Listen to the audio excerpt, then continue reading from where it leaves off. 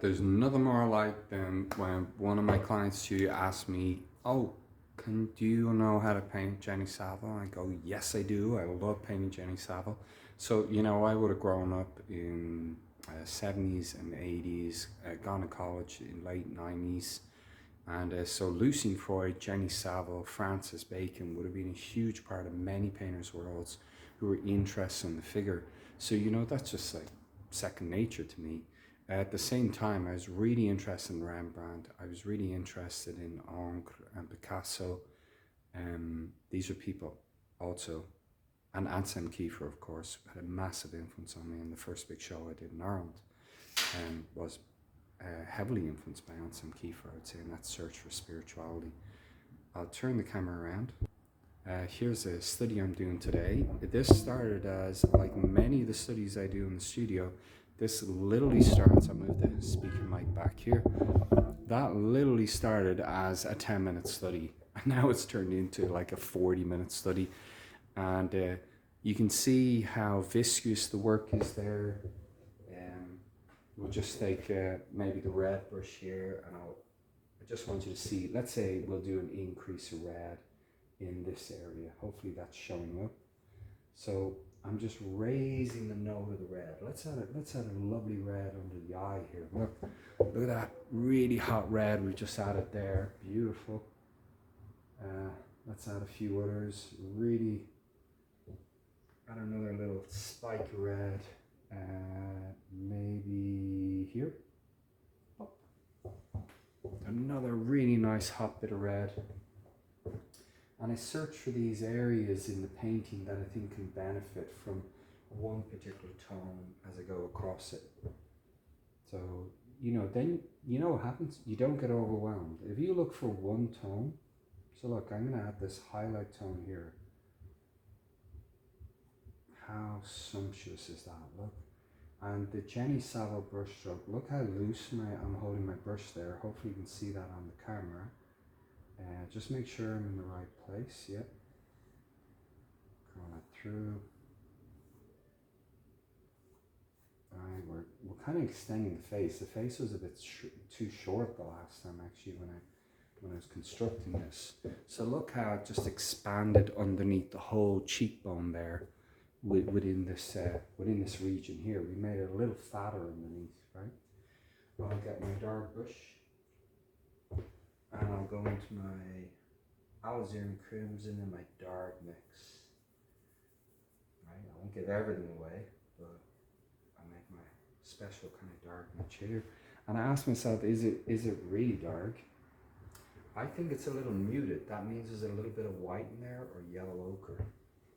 And seeing as we're happy that we got some of these notes, just make sure we're focused here, and I might zoom in for this section. Let's bring the camera a little closer. Okay. And bring that in there.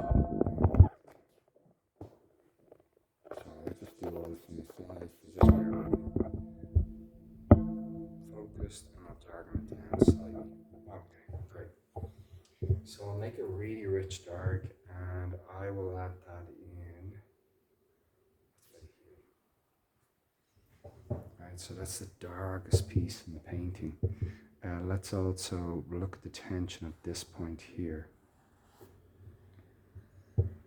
Right, maybe along here. Look at that mark.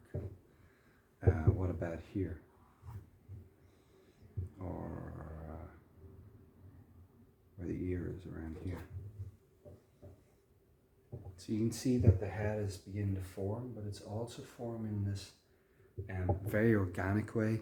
It's extremely loose, but I would say, is it caveat emporium, the Latin? Buyer beware. This is very messy work, and it can fall apart.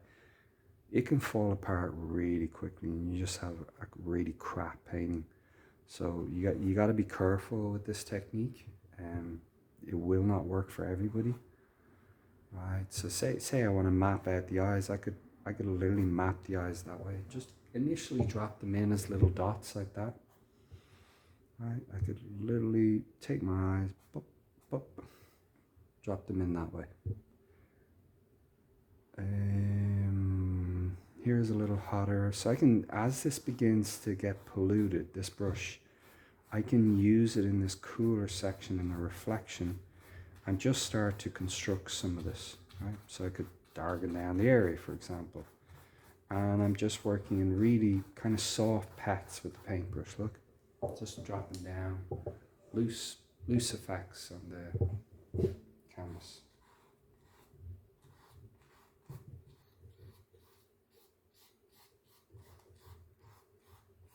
Same effect there.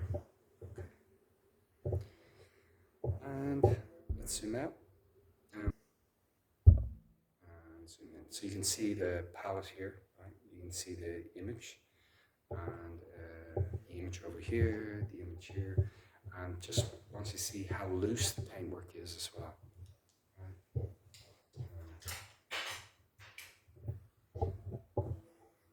So I think I'll take this off the tripod. Hopefully, I'm charging my phone at the moment, actually, guys. So here is your image, and we're a little bit closer, proper lens.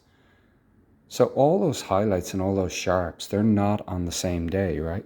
You would never do them the same day. And then here's the beginning of our image, really loose, really expressive. I particularly love, I wish I could get this across here. Unfortunately, you just can't. It's so sumptuous. The lips are this beautiful crimson, vermilion, deep red. So for painters, you'll know what that means. You know those colors. They're really sumptuous. It's just kind of bleached out here. Yeah, and there's my palette. You can see I'm not using any of the violets or magentas, but I am using 2 reds and a number of special browns and a blue. Okay, and you can come and study all that in the studio. So if you're into Gianni Saville, Lucien Freud, Francis Bacon, or if you're into classical work, like as you can see here, just take a look at that. There's someone who's studying Rembrandt, and then a beautiful painting they've done of the grandmother in a similar style, both at different stages, right?